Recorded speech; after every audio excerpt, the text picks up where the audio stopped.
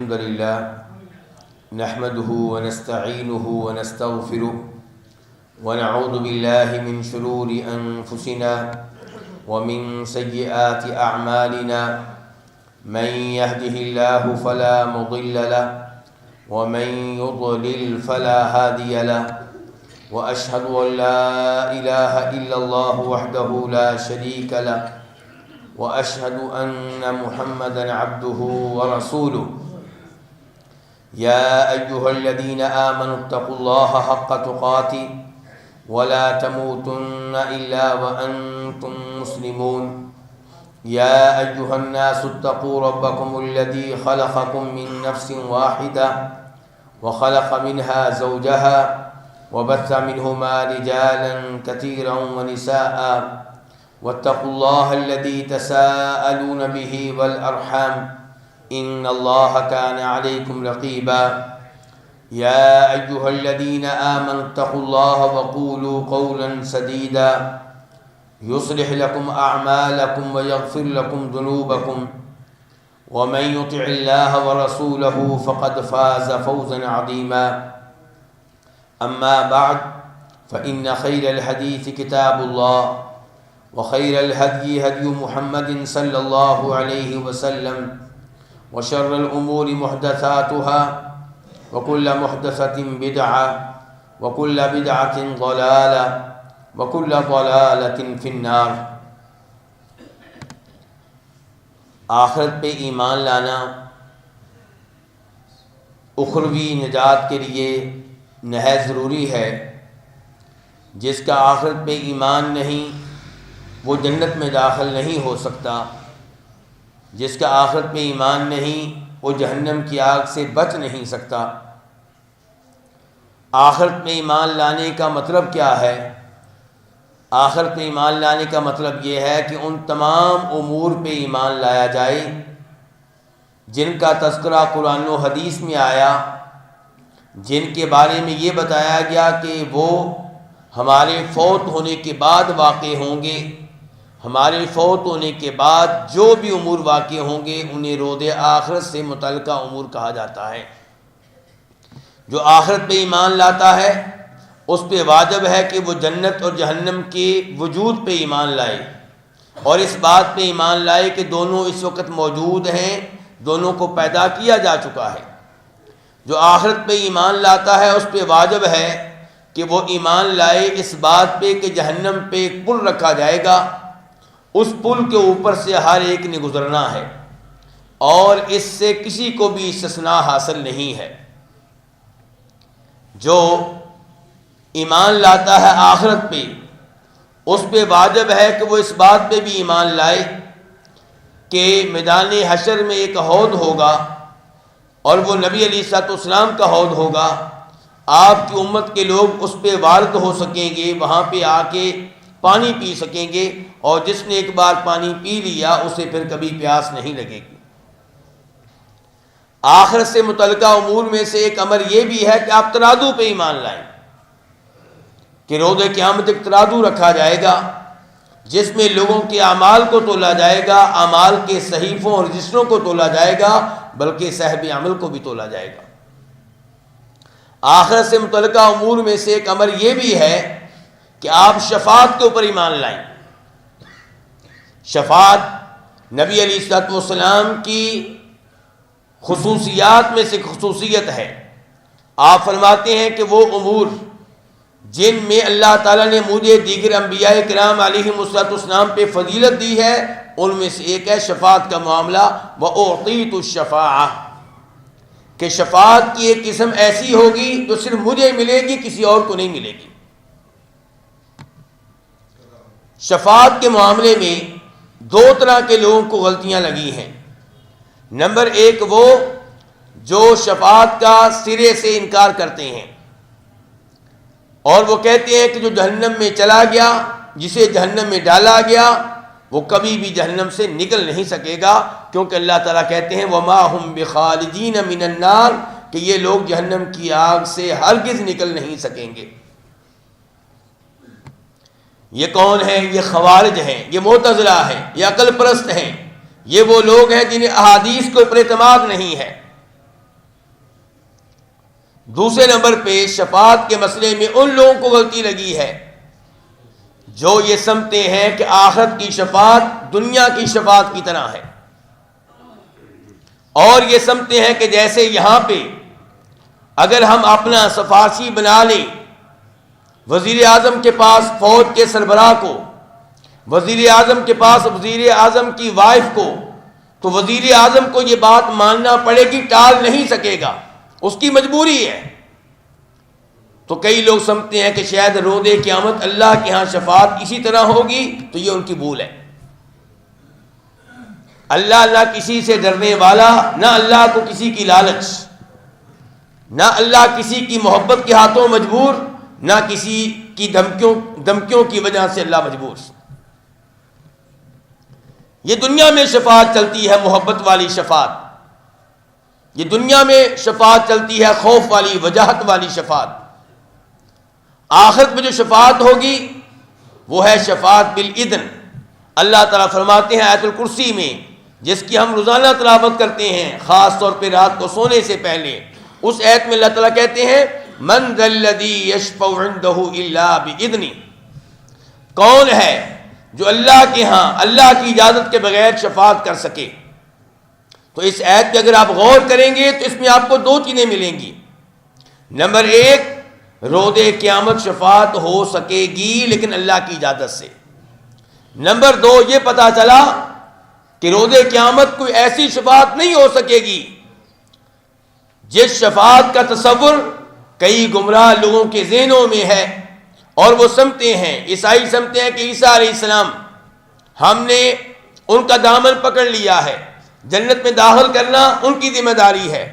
اور کلمہ پڑھنے والے مسلمانوں میں سے کئی یہ سمجھتے ہیں کہ ہم نے پیر شیخ عبد القادر جیلانی رحمہ اللہ کا دامن پکڑ لیا ہے اور جنت میں لے جانا ان کی ذمہ داری ہے۔ اور ایسی کہانیاں سنائی جاتی ہیں، ایسے قصے سنائے جاتے ہیں جنہیں سن کر اللہ کے غضب سے، اللہ کے عذاب سے ڈر لگتا ہے۔ یوں ظاہر کیا جاتا ہے کہ شاید شیخ عبد القادر جیلانی رحمہ اللہ سے نعوذ باللہ اللہ ڈرنے والے ہوں، یا کسی نبی سے اللہ ڈرنے والے ہوں۔ اللہ کو کسی کا کوئی خوف نہیں، نہ کسی ولی کا، نہ کسی شہید کا، نہ کسی نبی کا، نہ کسی فرشتے کا، نہ کسی جن کا۔ اللہ تعالیٰ کسی کی محبت کے ہاتھوں بھی مجبور نہیں ہے۔ وَلَمْ يَكُنْ لَهُ وَلِيٌّ مِّنَ الذُّلِّ وَكَبِّرْهُ تَكْبِيرًا۔ اللہ تعالیٰ کہتے ہیں میرے ولی بہت ہیں، میرے اولیاء بہت ہیں، میرے دوست بہت ہیں، لیکن ایک بھی ایسا نہیں جو میری کمزوری ہو۔ اللہ کا ولی وہی ہوگا جو سب سے زیادہ اللہ سے ڈرنے والا ہوگا۔ جو کوئی جس قدر زیادہ اللہ کے قریب ہے اسی قدر اللہ سے ڈرنے والا اور اللہ کی ہیبت میں مبتلا ہے۔ کوئی ایسا نہیں ہے جو اتنا لاڈلا ہو، اتنا پیارا ہو کہ اللہ رب العزت اس کی وہ بات ماننے پہ مجبور ہو جائے جو اللہ نہیں ماننا چاہتے۔ ایسا کوئی بھی نہیں ہے۔ روز قیامت شفاعت ہوگی، یہ بات اسی عالم دین نے بڑے اچھے انداز سے سمجھائی ہے۔ میں آپ کی توجہ چاہوں گا، دنیا میں ایک بادشاہ ہے، اس نے اپنا آئین بنا رکھا ہے کہ جو چوری کرے گا اس کا ہاتھ کاٹا جائے گا۔ چور پکڑا گیا، بادشاہ کے سامنے اس کی فائل رکھی گئی، پورا ریکارڈ رکھا گیا، بادشاہ نے آرڈر دیا کہ اس کا ہاتھ کاٹا جائے، لیکن جن کا رشتہ دار ہے وہ لوگ فوج کے سربراہ تک پہنچ گئے اور اس سے کہا کہ ہمارے اس آدمی کو بچائیں، یہ آپ کی ذمہ داری ہے۔ اب اس نے شفاعت کر دی، یہاں پہ بادشاہ چور کا ہاتھ کاٹنا چاہتا ہے لیکن اپنا ارادہ کینسل کرتا ہے فوج کے سربراہ کے خوف سے کہ اس کی بات نہ مانی تو میرے اقتدار کو خطرہ ہے، میری کرسی کو خطرہ ہے، ڈر کی وجہ سے بات ماننے پہ مجبور ہے۔ یہ شفاعت وجاہت، یہ شفاعت خوف دنیا میں تو ممکن ہے، آخرت میں ممکن نہیں۔ دوسری شکل یہ ہے کہ چور کو پکڑا گیا، اس کا ریکارڈ بادشاہ کے سامنے رکھا گیا، بادشاہ چاہتا ہے کہ اس کا ہاتھ کاٹا جائے، لیکن اس بار جو مجرم آیا ہے اس کے رشتہ دار پہنچ گئے ہیں بادشاہ کی بیٹی تک، بادشاہ کے بیٹے تک، بادشاہ کی بیگم تک۔ ان کو سفارشی بنا لیا گیا ہے، اور بادشاہ اپنے بیٹے کی بات ماننے پہ مجبور ہے، بیٹی کی بات ماننے پہ مجبور ہے، بیگم کی بات ماننے مجبور ہے. ڈر نہیں ہے ان میں سے کسی کا، لیکن محبت. یہ ناراض ہو جائیں گے، ان کا دل دکھے گا. تو یہاں پہ بھی بادشاہ کا اپنا ارادہ کیا تھا؟ ہاتھ کاٹا جائے چور کا. لیکن بادشاہ اپنا ارادہ کینسل کرتا ہے اور اپنی بات کو واپس لیتا ہے، نہ چاہتے ہوئے آرڈر دیتا ہے کہ اس چور کا ہاتھ نہ کاٹا جائے اور اس کو معاف کر دیا جائے. اللہ کے ہاں نہ پہلی شفاعت چلے گی نہ دوسری شفاعت چلے گی. اللہ کے ہاں کون سی شفاعت چلے گی؟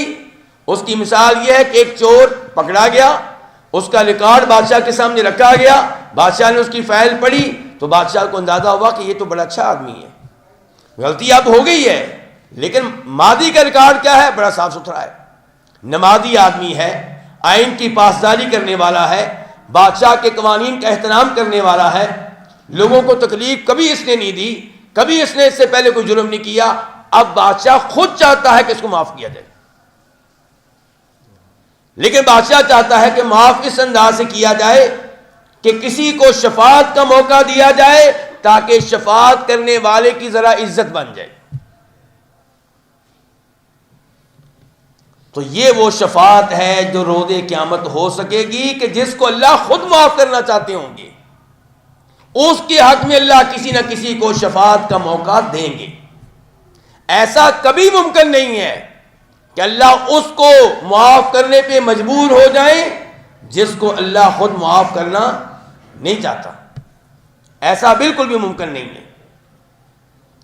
جو شفاعت کا درست تصور ہے اس میں سارا معاملہ اللہ کے ہاتھ میں ہے. آپ کی توجہ چاہوں گا، جو شفاعت کا درست تصور ہے اس میں سارا معاملہ اللہ کے ہاتھ میں ہے. جو شفاعت کرنے والا ہے اس کو اللہ نے اس قابل بنایا کہ وہ شفاعت کرے، خود نہیں بنا، اللہ نے بنایا. شفاعت کرنے والے کو ایمان لانے کی توفیق اللہ نے دی. شفاعت کرنے والے کو نیک اعمال دنیا میں سر انجام دینے کی توفیق کس نے دی؟ اللہ نے دی. تو کمال کس کا ہوا؟ اللہ کا ہوا. اور جس کے حق میں شفاعت کی جائے گی یہ کوئی مشرک نہیں ہوگا، یہ کوئی کافر نہیں ہوگا، یہ کوئی قبروں کی پوجا کرنے والا نہیں ہوگا، یہ کوئی ایسا نہیں ہوگا کہ جو قبر والوں کو مشکل کشا سمجھے، ان سے دعائیں کرے، ان کے نام پہ بکرے ذبح کرے. نہیں، کفر کرنے والا، شرک کرنے والا، کفر پہ فوت ہونے والا، شرک پہ فوت ہونے والا، اس کے حق میں کوئی شفاعت نہیں ہے. شفاعت اس کے حق میں ہوگی جس کے گناہ ہیں لیکن عقیدے کا معاملہ صاف ہے، توحید کے اوپر تھا، کبھی شرک نہیں کیا، کبھی کفر نہیں کیا. تو اس کو بھی اللہ نے اس قابل بنایا کہ اس کی شفاعت ہو سکے. اس کو بھی اللہ نے اس قابل بنایا کہ اس کی شفاعت ہو سکے. اور پھر شفاعت کرنے والا روز قیامت جب شفاعت کرے گا اس کے دل میں کون ڈالے گا کہ شفاعت کرو؟ اللہ تعالیٰ.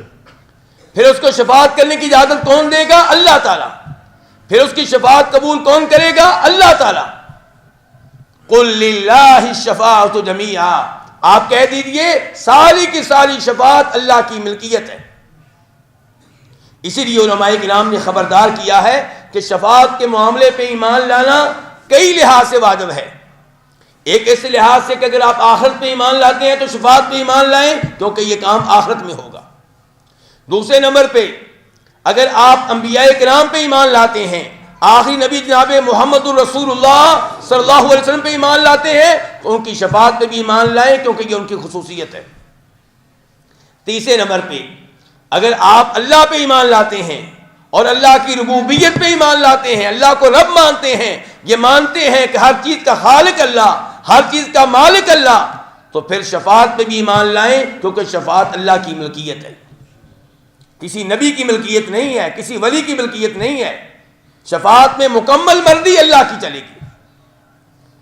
اور اگر آپ اللہ پہ ایمان لاتے ہیں اور اللہ کی توحید پہ ایمان لاتے ہیں اور یہ سمجھتے ہیں کہ اللہ کے علاوہ کوئی عبادت کے لائق نہیں ہے، تب بھی شفاعت کے درست مفہوم پہ ایمان لائیں. اور آپ کو پتہ ہونا چاہیے کہ لوگ شرک میں مبتلا ہوتے ہیں، اس کے پیچھے ایک بہت بڑا سبب شفاعت ہے. جو شریعت نے شفاعت کا تصور دیا تھا وہ اور تھا، لوگوں نے کچھ اور سمجھ لیا. لوگوں نے شفاعت کے نام پہ اللہ کو چھوڑ کے وہ جن سے لوگ شفاعت کی امید لگائے ہوئے ہیں ان کی عبادت شروع کر دی، ان سے دعائیں شروع کر دی، ان کے نام پہ بکرے ذبح کرنے شروع کر دیے، ان کی قبروں کا طواف شروع کر دیا۔ یہ تو وہ شفاعت ہے جس کا تصور اہل مکہ کے پاس تھا۔ پڑھیے قرآن، وَيَقُولُونَ هَؤُلَاءِ شُفَعَاؤُنَا عِندَ اللَّهِ، کہ یہ مشرکین مکہ اللہ کے علاوہ اوروں کی بھی عبادت کرتے ہیں، ان سے دعائیں کرتے ہیں، ان کے نام پہ بکرے ذبح کرتے ہیں۔ جب منع کیا جائے ایسا کیوں کرتے ہو، اللہ کی عبادت پہ اکتفا کیوں نہیں کرتے، کہتے ہیں کہ اصل اللہ ہے، اصل اللہ ہے، یہ بزرگ ہیں، ہم ان کی عبادت کرتے ہیں، ان کے اللہ تعالیٰ تک پہنچ ہے، یہ اللہ تک ہماری شفاعت کریں گے، ان کے ذریعے ہمارا کام بنے گا، یہ وسیلہ ہیں، یہ سیڑھی ہیں، یہ ذریعہ ہے۔ شفاعت کے نام پہ جن سے شفاعت کی امید تھی ان کو رب کا شریک کر دیا گیا، جبکہ شفاعت کا درست مفہوم یہ تھا کہ اگر آپ یہ چاہتے ہیں کہ آپ کی روز قیامت شفاعت ہو تو اس کے لیے رابطہ قبر والوں سے نہیں کرنا، اللہ سے کرنا ہے۔ اللہ چاہے گا تو کوئی شفاعت کرے گا، اللہ چاہے گا تو شفاعت قبول ہوگی، سارا معاملہ اللہ ہی کے ہاتھ میں ہے۔ شفاعت کی وجہ سے بھی اللہ کے ساتھ جڑنا ہے، نہ یہ کہ اللہ کو چھوڑ کے قبر والوں کے ساتھ جڑنا شروع کر دے۔ تو میرے بھائیوں، عقیدہ شفاعت پہ ایمان ضروری ہے، لیکن شفاعت کے تعلق سے غلط تصورات ان کی نفی بھی ضروری ہے۔ یہ مانیے کہ اللہ کی مرضی کے بغیر شفاعت نہیں ہو سکے گی، یہ مانیے کہ کافر اور مشرک کے حق میں شفاعت نہیں ہو سکے گی، یہ مانیے شفاعت وہی کر سکے گا جو خود پاس ہوگا، جو خود پاس نہیں ہو کسی کی شفاعت کیا کرے گا، اور وہ بھی شفاعت تب کرے گا جب اس کو اجازت ملے گی۔ ذرا سنیے اللہ کے شہنشاہی الفاظ، وَكَم مِّن مَلَكٍ فِي السَّمَاوَاتِ لَا تُغْنِي شَفَاعَتُهُمْ شَيْئًا إِلَّا مِن بَعْدِ أَن يَأْذَنَ اللَّهُ لِمَن يَشَاءُ وَيَرْضَىٰ۔ آسمانوں میں کتنے ہی فرشتے ہیں، اور آپ جانتے ہیں کہ ہر فرشتہ 24 گھنٹے اللہ کی عبادت کر رہا ہے، کبھی اس نے کوئی گناہ نہیں کیا، اتنے اللہ کے پیارے، اتنے مقدس، اتنے معصوم۔ اس کے باوجود اللہ تعالیٰ کہتے ہیں آسمانوں میں کتنے ہی فرشتے ہیں جن کی شفاعت کا کچھ فائدہ نہیں ہے۔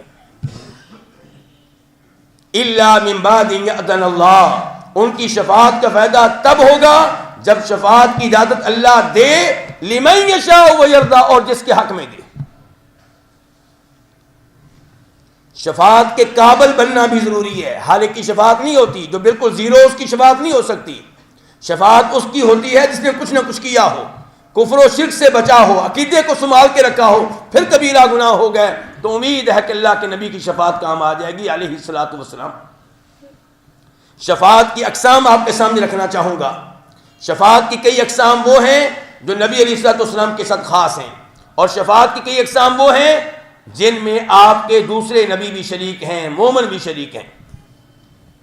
شفاعت کی پہلی قسم جس کو شفاعت عظمیٰ کہتے ہیں، جو آپ کی خصوصیت ہے، جو آپ کے علاوہ کوئی نہیں کر سکے گا، وہ ہے وہ شفاعت جس کو شفاعت عظمیٰ کہتے ہیں، جس کو مقام محمود کہتے ہیں۔ روز قیامت بخاری کی حدیث ہیں، مسلم شریف کی حدیث ہیں، لوگ میدان حشر میں کھڑے ہوں گے، سورج بہت قریب ہوگا، اپنے اپنے گناہوں کے مطابق پسینے میں ڈوبے ہوئے ہوں گے، صورتحال ناقابل برداشت ہو جائے گی، پریشان، ٹینشن، غم۔ آدم علیہ السلام کے پاس آئیں گے کہ آپ ہماری شفاعت کریں، آپ تمام انسانوں کے باپ ہیں، اللہ نے صرف آپ کو اپنے ہاتھوں سے پیدا کیا، آپ کے علاوہ کسی انسان کو اللہ نے اپنے ہاتھوں سے پیدا نہیں کیا۔ آپ وہ ہیں جن کے بارے میں اللہ نے فرشتوں کو حکم دیا تھا کہ آپ کو سجدہ کریں، تو آپ ہماری شفاعت کریں۔ کہیں گے مجھ میں شفاعت کرنے کی جرت نہیں ہے، آج رب بڑے غصے میں ہے، ان ربی قد غضب اليوم غضبا لم یغضب قبلہ مثلا ولن یغضب بعدہ مثلا، اتنے غصے میں ہے کہ اتنے غصے میں نہ پہلے کبھی تھا نہ آئندہ کبھی ہوگا۔ نفسی نفسی، مجھے تو اپنی فکر ہے، مجھے اپنی ٹینشن ہے، اذهبوا الی غیری، کسی اور کے پاس جاؤ، نوح کے پاس چلے جاؤ۔ لوگ نوح علیہ السلام کے پاس آئیں گے کہ آپ وہ ہیں جن کو اللہ نے عبد شکور قرار دیا تھا، آپ کے بارے میں اللہ نے کہا کہ یہ ہمارا وہ بندہ ہے جو صحیح معنوں میں شکر گزار بندہ تھا، آپ ہماری شفاعت کریں۔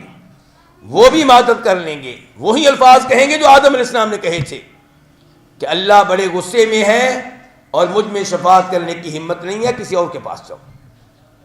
موسیٰ علیہ السلام، عیسیٰ علیہ السلام سب مدد کرتے چلے جائیں گے، پھر معاملہ میرے اور آپ کے نبی خاتم النبیین رحمت اللہ عالمین جناب محمد الرسول اللہ صلی اللہ علیہ وسلم کے پاس پہنچے گا۔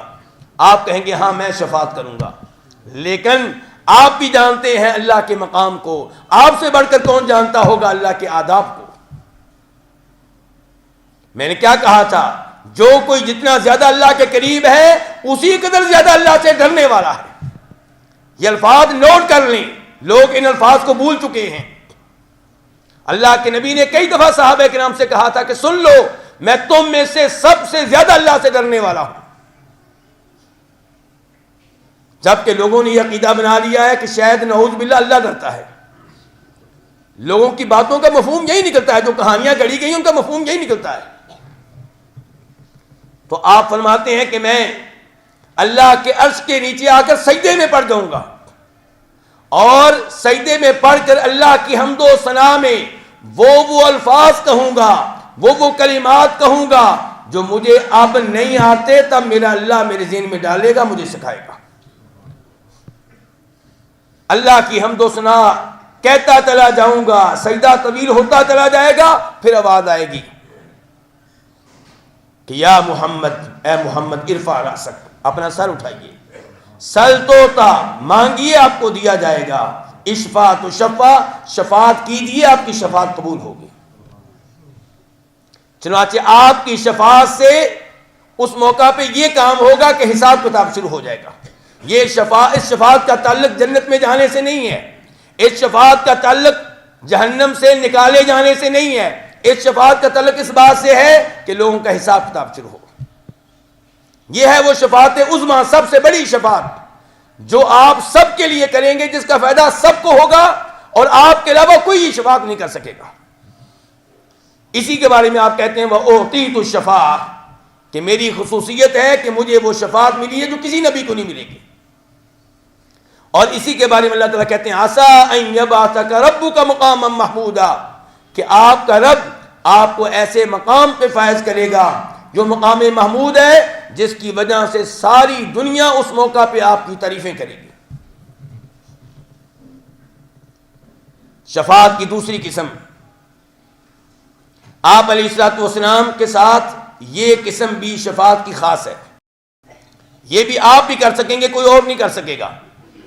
جنتی جنت میں جانا چاہتے ہیں، جنت کا سرٹیفکیٹ مل چکا ہے، لیکن جنت کا دروازہ تب کھلے گا جب اللہ کے نبی شفاعت فرمائیں گے صلی اللہ علیہ وسلم۔ مسلم شریف کی حدیث ہے، آپ فرماتے ہیں میں جنت کے دروازے پہ جاؤں گا، فاستفتح، مطالبہ کروں گا جنت کا دروازہ کھولا جائے، اندر سے آواز آئے گی کون؟ میں کہوں گا محمد صلی اللہ علیہ وسلم۔ فرشتہ کہے گا بک امرت لا افتح لاحد قبلک، مجھے حکم ملا تھا کہ آپ آئیں گے تب میں دروازہ کھولوں، ورنہ میں نہ کھولوں۔ اور دوسری حدیث وہ بھی مسلم شریف کی ہے، اس میں صاف صاف آتا ہے کہ جنتی لوگ جنت کا دروازہ کھلوانے کے لیے آدم علیہ السلام کے پاس آئیں گے، مدد کر لیں گے، دیگر انبیاء کرام مدد کر لیں گے، پھر معاملہ اللہ کے نبی کے پاس پہنچے گا علیہ الصلوۃ والسلام، اور آپ دروازہ کھلوائیں گے تب جا کر کھلے گا۔ اور تیسری شفاعت کی قسم، اور وہ بھی آپ کے ساتھ خاص ہے، وہ ہے آپ کا شفاعت کرنا اپنے چچا ابو طالب کے حق میں۔ قرآن کریم کا عام اصول یہ ہے کہ والذین کفروا لہم نار جہنم لا یقضی علیہم فیموتوا ولا یخفف عنہم من عذابها کذالک نجزی کل کفور، کہ جو بھی کفر پہ فوت ہوا وہ جہنم میں جائے گا، اور اس کی زندگی کا خاتمہ نہیں کیا جائے گا کہ اس کی جان چھوٹے، اور نہ کبھی بھی کسی بھی شکل میں اس کے عذاب میں تخفیف کی جائے گی، کمی کی جائے گی۔ یہ قرآن کا اصول ہے، ہر کافر کے لیے ہے۔ نبی علیہ الصلوۃ والسلام ارشاد فرماتے ہیں، بخاری کی حدیث ہے، مسلم شریف کی حدیث ہے، یہ بخاری مسلم کی حدیث ہیں، کسی حدیث کو روایت کرنے والے آپ کے چچا عباس ہیں رضی اللہ عنہ، کسی کو روایت کرنے والے ابو سعید خدری ہیں رضی اللہ تعالیٰ عنہ. آپ فرماتے ہیں لعلہ تنفعہ شفاعتی یوم القیامہ، امید ہے کہ میرے چچا ابو طالب کو میری شفاعت فائدہ دے گی. اور کیا فائدہ دے گی؟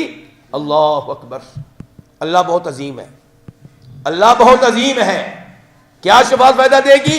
فرمایا چچا جی میری شفاعت سے جہنم کے اس حصے میں رکھے جائیں گے جہاں آگ سب سے ہلکی ہوگی. وہ آگ ٹخنوں تک پہنچ رہی ہوگی اور دماغ کھول رہا ہوگا. چچا ہونے کے باوجود جہنم سے نکالا نہیں جائے گا، لیکن عذاب میں تخفیف کر دی جائے گی. اور یہ ابو طالب کے ساتھ خاص ہے، ایسی شفاعت کسی اور کے حق میں نہیں ہو سکے گی. اور یہ اللہ کے نبی کے ساتھ خاص ہے، ایسی شفاعت کو اور نبی بھی نہیں کر سکے گا.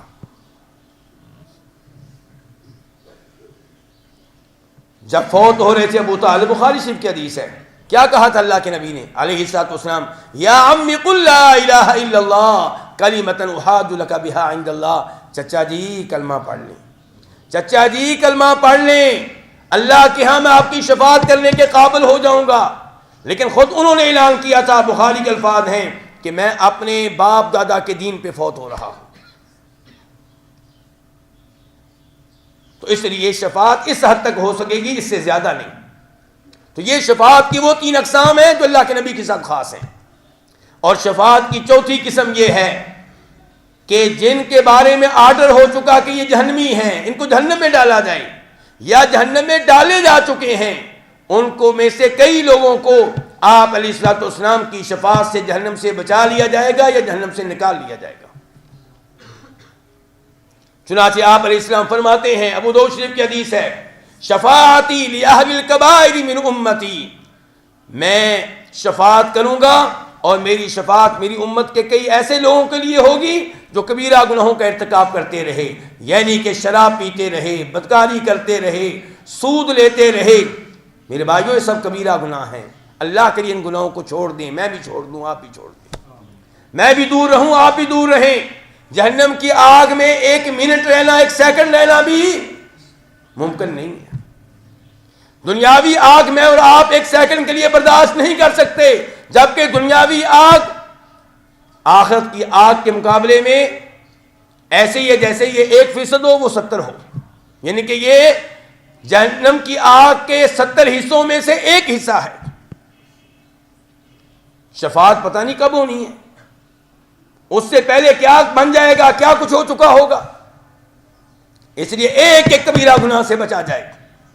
آپ علیہ السلام فرماتے ہیں، مسلم شریف کی حدیث ہے، لِكُلِّ نَبِيٍّ دَعْوَةٌ مُسْتَجَابَةٌ، اللہ نے ہر نبی کو ایک ایسی دعا کرنے کا موقع دیا جو لازمی قبول ہوگی. سب نبیوں نے وہ دعائیں دنیا میں کر لی تھیں، میں نے اس دعا کو ذخیرہ کر لیا ہے، اسٹور کر لیا ہے، محفوظ کر لیا ہے. روز قیامت میں بطور شفاعت اس دعا کو استعمال کروں گا، اور میری شفاعت ہر اس شخص کے لیے ہوگی جو اس حال میں فوت ہوا کہ وہ کلمہ پڑھتا تھا اور اس نے اللہ کے ساتھ کبھی بھی کسی چیز کو شریک نہیں کیا تھا. اور بخاری شریف کی حدیث ہے، آپ علیہ السلام فرماتے ہیں، روز قیامت کئی لوگوں کو میری شفاعت سے جہنم سے نکالا جائے گا اور جنت میں ڈال دیا جائے گا، اور ان کا نام ہوگا جنت میں کہ یہ جہنمی ہیں، یہ وہ لوگ جو جہنم سے آئے ہیں. لیکن اس سے پہلے ایسے لوگ کوئلہ بن چکے ہوں گے. اللہ رب العزت سے دعا ہے کہ اللہ تعالی ہمیں جہنم کی آگ سے محفوظ رکھے.